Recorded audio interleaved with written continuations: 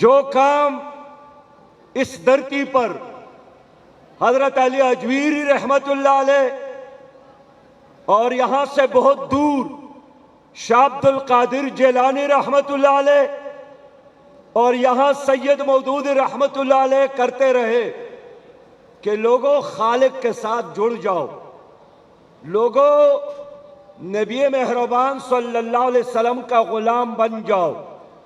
इस दुनिया में भी कामयाबी और कामरानी और इज्जत और वक़ार मिलेगी और आखिरत में जन्नत मिलेगी, जहन्नम से निजात मिलेगी, नबी मेहरबान के हाथों से जामे कौसर मिलेगा, नबी मेहरबान की शफाअत मिलेगी। हम चाहते हैं कि आप कामयाब हो दुनिया में भी और आखिरत में भी। अगर आप लोग इसको सियासत समझते हैं तो ये हमारी सियासत है, अगर आप लोग इसको इबादत समझते हैं तो ये हमारी इबादत है।